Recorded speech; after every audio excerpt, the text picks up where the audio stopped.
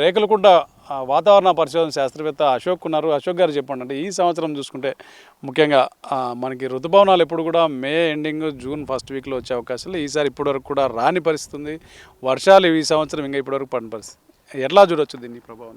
సాధారణంగా నైరుతి ఋతుపవనాలు మన భారతదేశంలో కేరళ కోస్తాను జూన్ 1వ తేదీ తాకడం అనేది జరుగుతుంది. అదే మన ఆంధ్ర రాష్ట్రం తీసుకున్నట్లయితే జూన్ 7వ తేదీ రావడం అనేది జరుగుతుంది. అయితే గత 3 సంవత్సరాల కాలంలో మనం చూసుకున్నట్లయితే ఈ వర్షపాతము, నైరుతి ఋతుపవనాల ఆగమనము అనే సరళి బాగా మారింది. ఉదాహరణకు గత సంవత్సరం తీసుకున్నట్లయితే మే 29వ తేదీనే కేరళ కోస్తాన్ని తాకడం జరిగింది. అయితే మన ఆంధ్రప్రదేశ్ లోపలికి రావడానికి నైరుతి ఋతుపవనాలకు దాదాపు 15 రోజులు పట్టింది.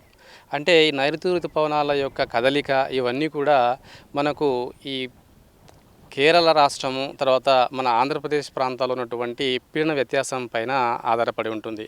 అందుకే గత సంవత్సరము బాగా ఆలస్యంగా రావడం జరిగింది. అయితే మనం వర్షపాతం చూసుకున్నట్లయితే గత 3 సంవత్సరాల్లో సాధారణంగా కంటే కూడా అధిక వర్షపాతం పడడం అనేది జరిగింది. దీనికి ప్రధాన కారణం ఏమంటే ఎల్నినో పరిస్థితులు నెలకొనడం వలన ఈ విధంగా అధిక వర్షాలు రావడం అనేది జరిగిందని మనకు భారత వాతావరణ సంస్థతో పాటు ఇతర వాతావరణ సంస్థలు తెలియజెప్తున్నాయి. ఈ ఎల్నినో అనే దీనివలన అంటే ఇవన్నీ కూడా సముద్రము ఉపరితల ఉష్ణోగ్రతలపైన ఆధారపడినటువంటి ప్రక్రియ. అదే ఈ సంవత్సరం తీసుకున్నట్లయితే భారత వాతావరణ సంస్థ వారు తెలియజెప్పినంత వరకు కాస్త వర్షాలు మనకు తక్కువగానే పడేటువంటి అవకాశం ఉంది. అదేవిధంగా నైరుతి ఋతుపవనాల ఆగమనం కూడా మనకు కొంత లేట్ అయ్యేటువంటి పరిస్థితులు ఉన్నట్లుగా వారు సమాచారం ఇవ్వడం జరిగింది. దీనికి ప్రధాన కారణము ఎల్నినో పరిస్థితులతో పాటు మనకు ఈ మహాసముద్రంలో ఉన్నటువంటి పరిస్థితులు అంటే డైపోల్ అంటాము. ఈ డైపోల్ అనేది పాజిటివ్గా ఉండడం వలన కూడా మనకు తక్కువ వర్షపాతం రావడానికి ఇవన్నీ కూడా సూచనలు. అయితే ఈ నైరుతి ఋతుపవనాలు ఈ సంవత్సరం ఇంకా ఇప్పటివరకు కూడా కేరళ కోస్తాను తాకలేదు. అయితే కేరళలో నైరుతి ఋతుపవనాల ఆగమనం తేదీని నిర్ధారించడానికి కొన్ని ప్రామాణికాలుగా తీసుకోవడం జరుగుతుంది. అది వర్షపాతం ఆధారంగా, తర్వాత గాలి తీవ్రత, పీడనం ఆధారంగా, అదేవిధంగా సముద్రం నుంచి వెళ్ళేటటువంటి రేడియేషన్ ఆధారంగా జరుగుతుంది. ఈ వర్షపాతం ఆధారంగా తీసుకున్నట్లయితే కేరళలో మొత్తము 14 స్టేషన్లు ఉన్నాయి. ఈ స్టేషన్లలో మే 10 తర్వాత 60% వరకు కూడా స్టేషన్లలో రెండు వరుస దినాలలో రోజుకు 2.5 మిల్లీమీటర్ల చొప్పున కన్నా ఎక్కువ రికార్డ్ అయినట్లయితే మనం ఈ నైరుతి ఋతుపవనాలు వచ్చినాయని చెప్పేసి తీసుకోవడానికి అవకాశం ఉంటుంది.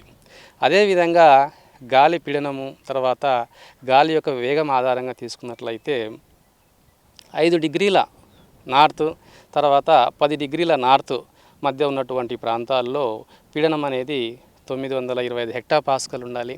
అదేవిధంగా గాలి యొక్క వేగము కూడా దాదాపు 27 నుంచి 37 కిలోమీటర్ల గంటకు ఉండేటట్లు ఉన్నట్లయితే మనం దీన్ని కూడా ఒక ప్రామాణికంగా తీసుకుంటాము. అదేవిధంగా సముద్రం నుంచి వెలువడేటువంటి రేడియేషను ఒక చదరపు మీటరుకు 5 డిగ్రీల నుంచి 10 డిగ్రీల నార్త్ లాటిట్యూడ్స్ మధ్యన 200 వెబర్ పర్ మీటర్ స్క్వేర్ కన్నా తక్కువ ఉన్నట్లయితే కూడా మనం ఇవన్నీ ప్రామాణికాలుగా తీసుకొని ఆ నెక్స్ట్ 24 గంటల్లో నుంచి 48 గంటల లోపల మనం ఈ నైరుతి ఋతుపవనాలు వస్తున్నాయని చెప్పవచ్చు. ప్రస్తుతం ఉన్నటువంటి పరిస్థితులు తీసుకున్నట్లయితే మనకు ఈ కేరళ ప్రాంతంలో నుంచి వస్తున్నటువంటి నైరుతి దిశ నుంచి వస్తున్నటువంటి గాలులు బాగా బలంగా ఉన్నాయి. అదేవిధంగా స్థిరంగా కూడా ఉన్నాయి. ఈ గాలుల యొక్క విస్తరణ మనకు మధ్య ట్రోపావరణంలో దాదాపు 3 కిలోమీటర్ల వరకు కూడా విస్తరించి ఉంది. ఇవన్నీ కూడా ఏమంటే మన నైరుతి ఋతుపవనాలు రావడానికి చెప్పేటువంటి సూచనలు. దీనితో పాటు దక్షిణ అరేబియా సముద్రము, తర్వాత లక్షద్వీపు, తర్వాత ఈ కేరళ కోస్తా ఈ ప్రాంతంలో కూడా మేఘాలు ఏర్పడేటువంటి ప్రక్రియ బాగా చురుగ్గా సాగుతుంది. కాబట్టి మనము భారత వాతావరణ సంస్థ వారి ఇచ్చిన సమాచారం మేరకు వచ్చే 48 గంటల్లో కేరళ కోస్తాను తాకేటువంటి అవకాశం ఉంది. అయితే సాధారణంగా కేరళ కోస్తాను తాకిన తర్వాత మన రాష్ట్రానికి 5 నుంచి 7 రోజుల లోపు రావడానికి అవకాశం ఉంది. ఇప్పటికే 7వ తేదీ అయిపోయి 8వ తేదీ వస్తుంది కాబట్టి మన ప్రాంతంలో దాదాపు 15వ తేదీ తర్వాత మనకు నైరుతి ఋతుపవనాలు రావడానికి అవకాశం ఉందండి. నైరుతి ఋతుపవనాలు ఇప్పుడు కూడా ఎప్పుడు వస్తాయో తెలియని పరిస్థితుల్లో మరికొంత వర్షాలు రావడం మరికొంత ఆలస్యమే అవకాశం కూడా ఉన్నట్లు చెప్తున్నారు. కెమెరా పర్సన్ రవితేజ్తో ప్రవీణ్, హెచ్ఎం టీవీ, రేకులకుంట వ్యవసాయ పరిశోధన కేంద్రం నుంచి.